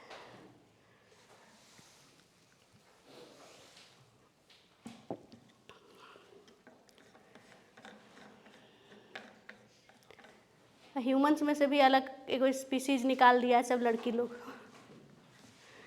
नहीं, लड़कियों का जाना और सस्ता है, इसलिए सब बोलता है कि 6 बजे के पहले घर आ जाओ, 7 बजे के पहले, बोलता है ना। हॉस्टल में रहता है तो बोलेगा बाहर नहीं निकलो। एक चीज़ याद रखिएगा कि अगर हमारी जो सिविल सोसाइटी है, अगर कोई चीज़ की संख्या बहुत ज़्यादा हो जाएगी ना, तो उसको मारने पर आपको दंड नहीं दिया जाएगा। एग्जाम्पल, मुर्गा मुर्गी कट जाता है, उसको कोई दिक्कत है, वो क्या होता है, बकरी, जिसको आप लोग खस्सी बोल के खा जाते हैं, मटन दे करके उसको मतलब बेचारा फील करने से ज़्यादा सोचता है सब इसको चुरा के ले जाओ, खाएंगे, पार्टी होगा। तो जान सभी चीज़ों में होता है, लेकिन अगर अत्यधिक मात्रा में कोई चीज़ हो जाए तो उसकी कीमत नहीं होती। बोलते हैं ना कि आवश्यकता से अधिक कोई भी चीज़ आपके पास रहेगा, उसकी कीमत आपको नहीं होगी। उस सब चीज़ में आवश्यकता से ज़्यादा आपके हमारे मम्मी पापा हमें मानते हैं, प्यार करते हैं, उसका हम लोग को ज़रूरत है, फ्री में मिला है, फ्री वाला चीज़ का कोई मोल नहीं होता है। ठीक है, उसी तरीके से ह्यूमन ज़्यादा हो गया भारत में, 140 करोड़ प्लस, तो ठीक है कुछ मर ही जाए। मुंबई वाला क्वेश्चन किस तरह लिखेंगे? क्वेश्चन ये, भारत का प्राकृतिक मुंबई है, भारत का सबसे बड़ा प्राकृतिक बंदरगाह मुंबई पोर्ट है, मुंबई बंदरगाह है।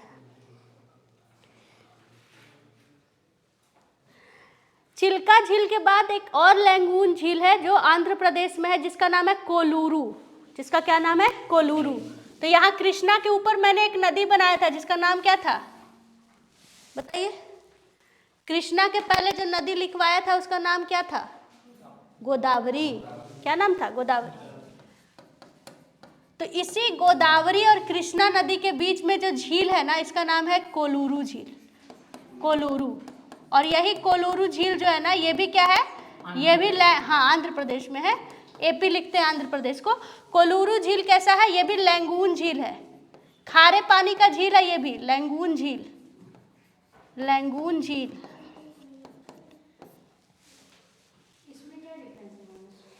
हाँ कुछ नहीं, लैंगून झील आंध्र प्रदेश में है और यह गोदावरी और कृष्णा नदी के बीच में है। गोदावरी और कृष्णा नदी के बीच में। बस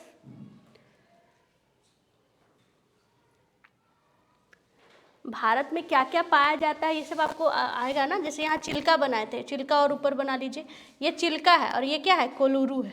तो जो दो खारे पानी का झील इधर बनाइएगा, दो इधर लिखवाए थे, याद है? पेरियार और अष्टामुडी, जिसको हम लोगों ने यहाँ पे लिखवाया था कयाल झील। तो जो जो चीज़ है, खासियत है, उसको लिखते हुए चलेंगे।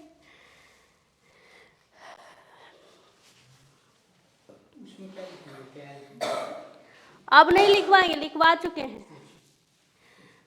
ठीक है। पश्चिमी घाट में क्योंकि टाइम जाता है।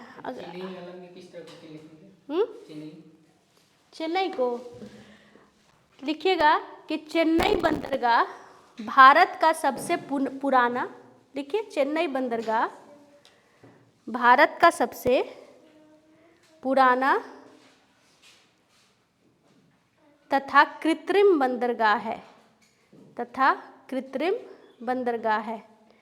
Chennai port is the oldest and artificial port of India. सबसे पुराना था,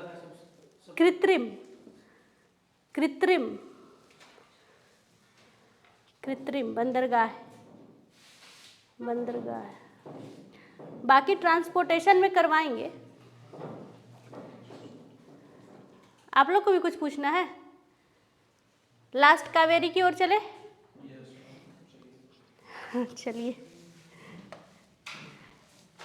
चलिए कावेरी लिखिएगा। लास्ट कावेरी लिखिएगा। इसके अलावा भी है दो छोटा, खाली उसका ओरिजिन लिखवाएंगे।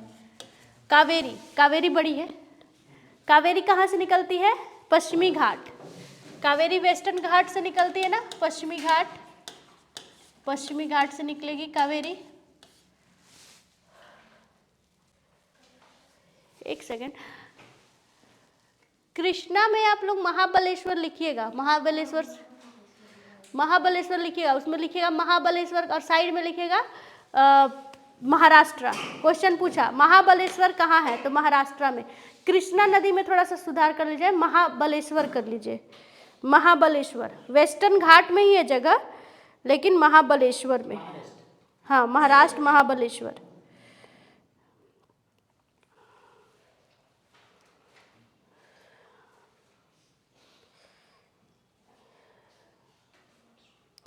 और कावेरी को लिखिएगा ब्रह्मगिरी।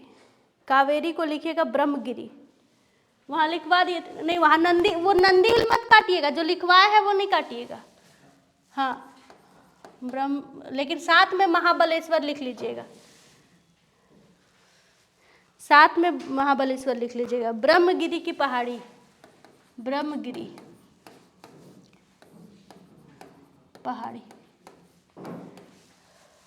कावेरी।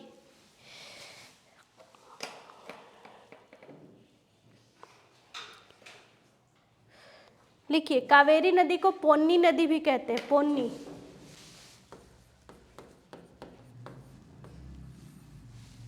कावेरी नदी को पोन्नी नदी भी कहते हैं। दूसरा पॉइंट, दक्षिण भारत की एकमात्र सदा नीरा रिवर है, नदी है, दक्षिण भारत की एकमात्र सदा नीरा नदी है क्योंकि यह दोनों मौसम में मॉनसून प्राप्त कर पाती है। मतलब एक बार बरसात से जाएगी तो वेस्टर्न घाट के थ्रू मिल जाएगा। मैंने कहा कि कावेरी नदी जो है प्रायद्वीपीय भारत की एकमात्र सदा नीरा रिवर है। सदा नीरा मतलब जिसमें सालों भर पानी रहती है। तो कैसे रहेगी, ये हिमालयन रिवर तो है नहीं। तो इसका कारण मैंने बताया क्योंकि यह दोनों मौसमों में मॉनसून की वर्षा प्राप्त कर पाती है। दोनों सीजन में ये क्या करती है, पानी मिल जाता है इसको।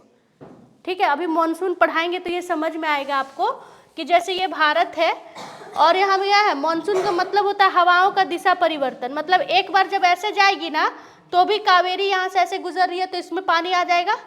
और दूसरा विंटर सीजन में जब ऐसे लौटती हुई मॉनसून आती है ना, यानी जब लौटेगी मॉनसून तो भी कावेरी में क्या होगा, पानी आ जाएगा। इसी कारण से ये बरसाती नदी होने के बाद भी इसको हम लोग क्या बोलते हैं, सदा नीरा। और इसका टेक्निकल चीज समझने के लिए, जैसे ये मैंने बोला विंटर सीजन, ये मैंने कहा रेनी सीजन, तो ये अभी थोड़ा सा टाइम है। जैसे आज तो हो नहीं पाएगा क्योंकि आप लोग टाइम ज़्यादा हो गया, नहीं तो मॉनसून चैप्टर जो अगला है ना इसी में आप समझ जाइएगा। तो अभी बस लिख लीजिए, है ना, अभी बस लिख लीजिए। टेक्निकल चीज जो है इसके अगला ही जो चैप्टर है मॉनसून, उसमें आप लोग समझ लीजिएगा कि भारत में 2 मुख्य सीजन, ऐसे तो 4 होता है, ऐसे 2 जिसमें वर्षा प्राप्त होती है, विंटर सीजन में भी और रेनी सीजन में भी। 91% बारिश जो है वो इसी सीजन में मिल जाती है। इसमें भी कावेरी को पानी मिल जाता है। और जब विंटर सीजन होता है ना, जब मॉनसून लौटता है तो भी कावेरी में पानी आ जाता है। तो ये हो गया सदा नीरा रिवर। इसे उसके बाद का लाइन, इसे दक्षिण गंगा भी कहते हैं। वो क्या थी, दक्षिण भारत की गंगा, और ये क्या है, दक्षिण गंगा। इसे दक्षिण गंगा भी कहते हैं।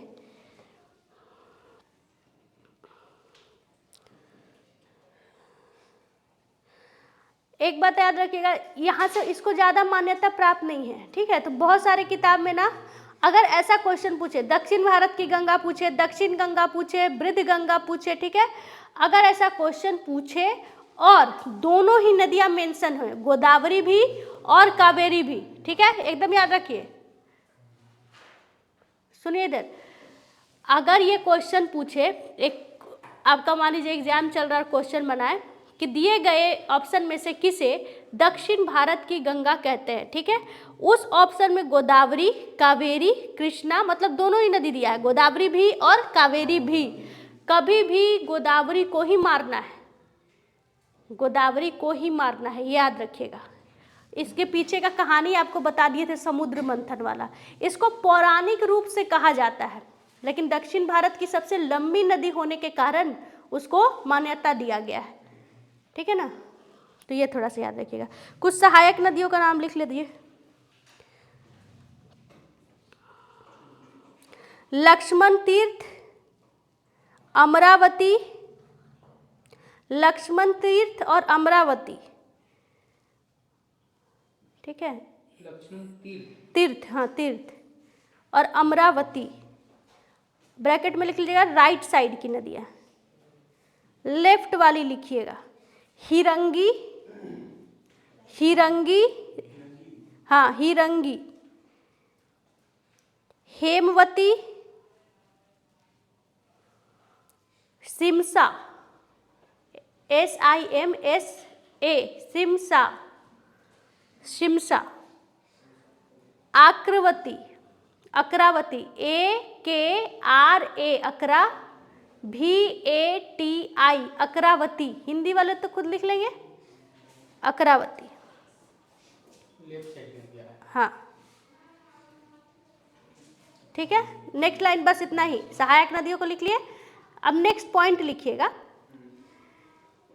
इसी नदी के ऊपर ग्रैंड कैनियन बांध है, इसी नदी के ऊपर ग्रैंड कैनियन बांध है। जो भारत का सबसे पुराना बांध है, सबसे पुराना बांध मतलब जो अभी तक कार्यकाल मतलब अभी तक चल रहा है, इससे काम होता है। हाँ, कैनियन। कल्लानी बांध भी बोलते हैं इसको, ग्रैंड कैनियन के साथ साथ कल्लानी बांध, कल्लानी बांध बोलते हैं इसको। ये चोल साम्राज्य में बना था, चोल साम्राज्य में, ठीक है। तमिलनाडु में है, तमिलनाडु में है, चोल साम्राज्य के द्वारा बनाया गया था कल्लानी बांध या ग्रैंड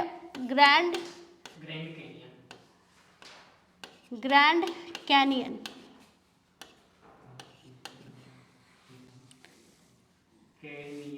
नहीं,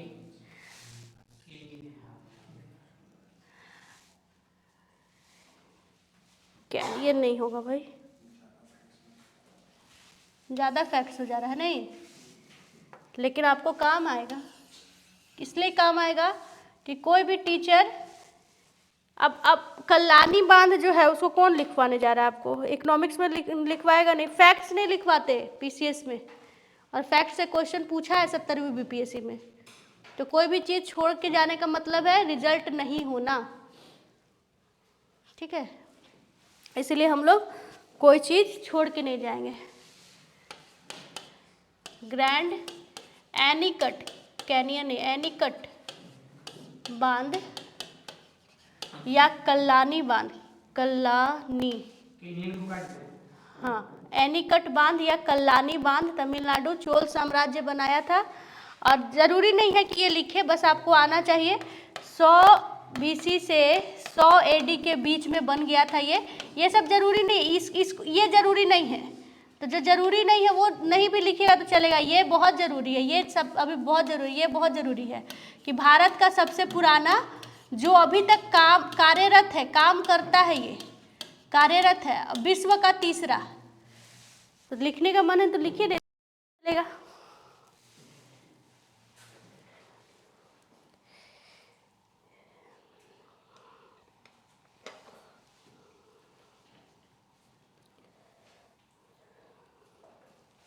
देख रहे हैं कितना, 100 से 100 एडी यानी समझिए 2000 साल पुराना बांध, 2100 उतना पुराना बांध है जो अभी भी काम कर रहा है।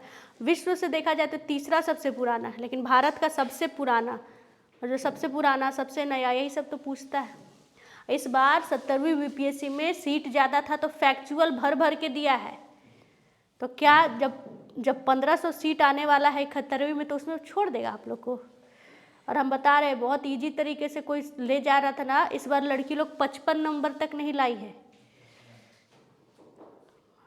और ऐसा रोने से क्या फ़ायदा, पछताने से क्या फ़ायदा, जब काम कर सकते थे तब नहीं किए, थोड़ा थोड़ा मेहनत कर सकते थे, इसीलिए लिखवा रहे, और कोई बात नहीं।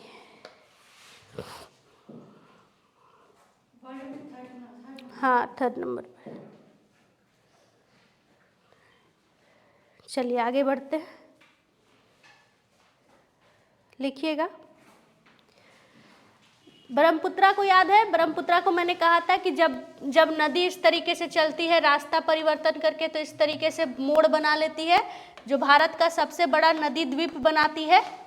याद है ब्रह्मपुत्रा के लिए नाम बताइए तो, ब्रह्मपुत्रा वाला माजुली, याद आया। वैसे ही कावेरी 3 द्वीप बनाती है।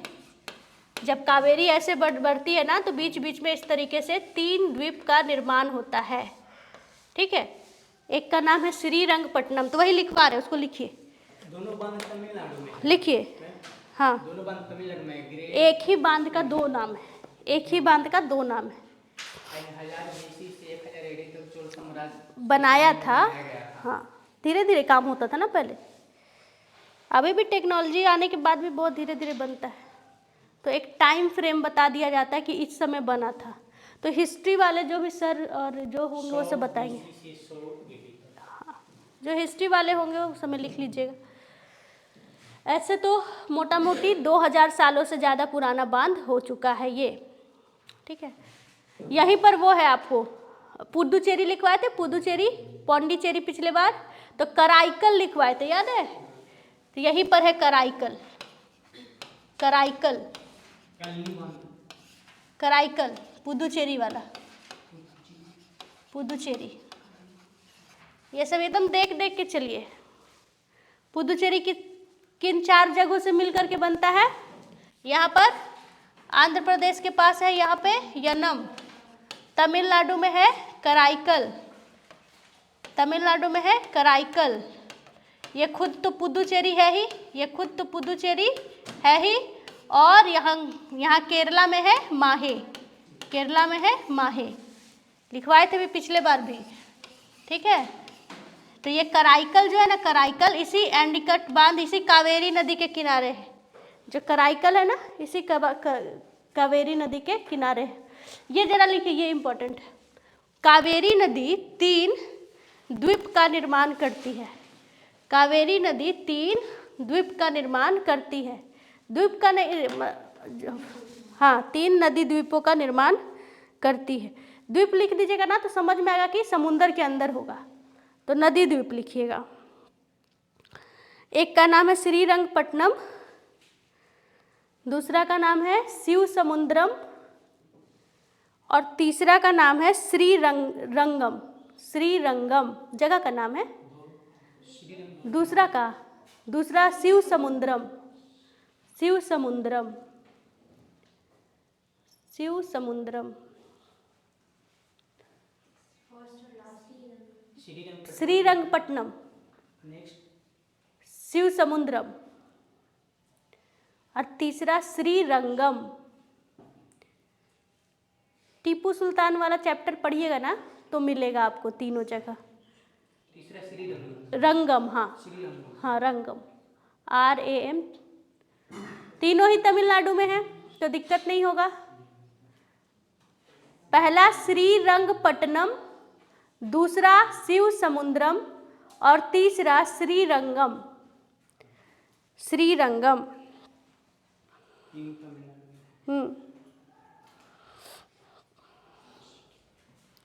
उसके बाद लिखिएगा बैगई नदी, बैगई। अब ये 2 छोटी छोटी आखिरी नदियां हैं जो तमिलनाडु से निकल के तमिलनाडु में ही गिर जाएगी ऐसे, ठीक है।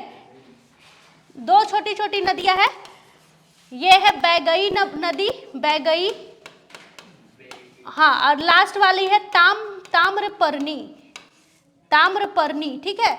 ये दोनों ही तमिलनाडु से निकलती है, छोटी नदियां हैं, ज़्यादा नहीं लिखवाएंगे, आप लोग भी बोर, तमिलनाडु से ही निकलती है, ठीक है। यहाँ पर ना भारत का ये वाला जगह जो है ना, इसको कहते हैं पाक स्ट्रेट। इसको क्या बोलते हैं? पाक स्ट्रेट, पाक जल संधि। तो ये इसका मुहाना बैगई का क्या है? पाक जल संधि में, जल संधि, ठीक है। इसी के किनारे एक नदी है, मंदिर है मीनाक्षी मंदिर। मदुरई शहर का नाम सुने हैं? मदुरई, मदुरई शहर किस नदी के किनारे है? क्वेश्चन पूछा हुआ है, बोलिएगा बैगई नदी के, ठीक है। एक बहुत फेमस मंदिर है मीनाक्षी मंदिर, मीनाक्षी मंदिर तमिलनाडु में, ठीक है। ये भी पूछता है कि किस नदी के किनारे है, तो बैगई, ठीक है। तो ये लिख लीजिएगा। और ये वाला जो भारत का हिस्सा है ना, ये वाला, इसको हम लोग कहते हैं मन्नार, ये जो है ना, ये है मन्नार की खाड़ी। ये कौन सी है? मन्नार की खाड़ी। तो ताम्रपर्णी का जो स्थल है, मतलब जो मुहाना है, वो कौन सी है? Gulf of Mannar, gulf of Mannar, ठीक है, गल्फ ऑफ मन्नार। बस ये 2 याद रखिएगा। छोटी छोटी नदियां हैं, क्रम बनाने में काम आएगा, ऊपर से नीचे। जैसे ये दामोदर बना, तब जाके स्वर्णरेखा बना, ठीक है, तब जा करके ब्राह्मणी बना, बैतरणी, ब्राह्मणी, ठीक है, गोदावरी, महानदी, गोदावरी, कृष्णा, है ना, कावेरी, बैगई और ताम्रपर्णी, तो काम आ जाएगा।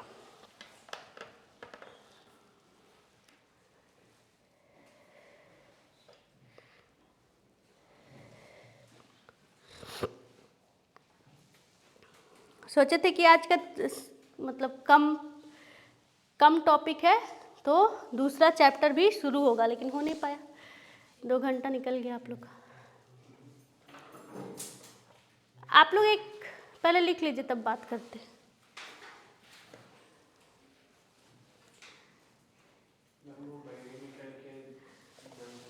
बैगई लिखिएगा, पाक जल संधि, पाक स्ट्रेट, हाँ, पाक स्ट्रेट या पाक जल संधि। भारत और श्रीलंका को कौन अलग करता है? भारत और श्रीलंका को पाक की जल संधि अलग करता है। ताम्रपर्णी नदी है। ताम्रपर्णी है, पर्णी। पर्णी। हाँ, ताम्रपर्णी। तो भारत श्रीलंका को पाक स्ट्रेट और मन्नार की खाड़ी द्वारा अलग किया जाता है। ठीक है,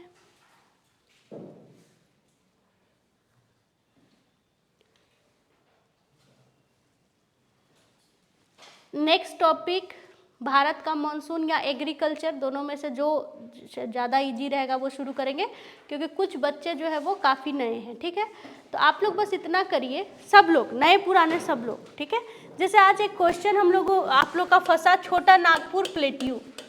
छोटा नागपुर प्लेट्यू, रुकिए रुकिए बता रहे हैं, 1 मिनट।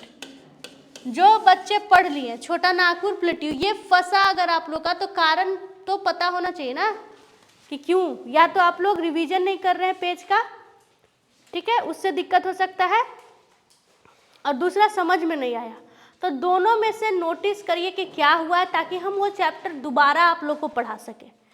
क्योंकि देखिए, बात सीधा से, इतना मेहनत करके आप लोग को सारा चीज़ बच्चे की तरह लिखवा रहे हैं, इसमें तो दो राय नहीं है, है ना।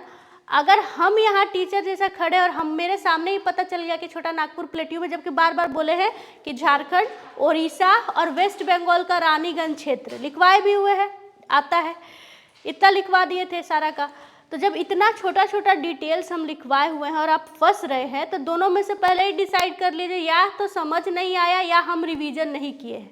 अगर आप रिवीजन नहीं किए हैं तो आपको अगले क्लास से थोड़ा थोड़ा रिवीजन करना है ना, कम से कम हर बार आने से पहले 4 पेज, ताकि आप थोड़ा स्ट्रांग हो सके, है ना। और अगर समझ नहीं आया तो हमको बताइए कि ये चैप्टर समझ में नहीं आया, क्योंकि इन लोग का भी हो जाएगा साथ साथ। आप लोग इतना तो फिक्स है ना, इतना, क्योंकि पिछले कुछ दिनों से इतना जनसंख्या हमेशा आता है बिना एब्सेंट किए हुए, तो ये तो एक ग्रुप बन गया ना। तो आपस में बात कर लीजिए कि शुरू से शुरू कीजिए मैम, मुझे कोई दिक्कत नहीं है। क्योंकि कंचन करियर का एक अच्छा बात ये लगा है मुझे शुरू से ही, जब से हम देखे इसको, कि यहाँ पे क्लासेस काउंट नहीं होता टीचर का, बच्चों की सहूलियत के हिसाब से आप पढ़ाइए, कोई दिक्कत नहीं है। तो जब इतना अच्छा फैसिलिटी है तो आप लोग आपस में बात कर लीजिए कि मैम हमको शुरू से इंट्रोडक्शन से करवा दीजिए, मुझे कोई दिक्कत नहीं। नहीं तो नेक्स्ट जो टॉपिक होगा वो कौन होगा? भारत का मॉनसून, भारत का जलवायु। ठीक है, चलिए, थैंक यू।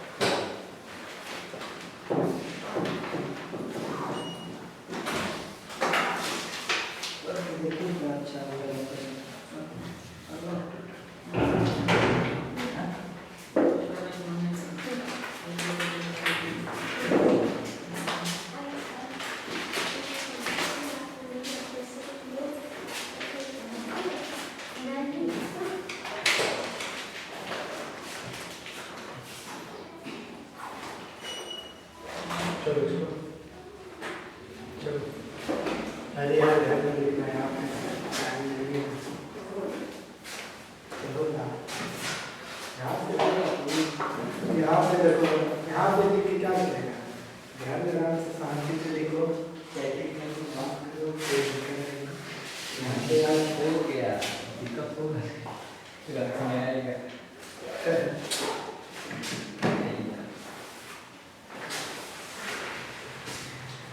तो फिर हम दोनों के दिक्कत है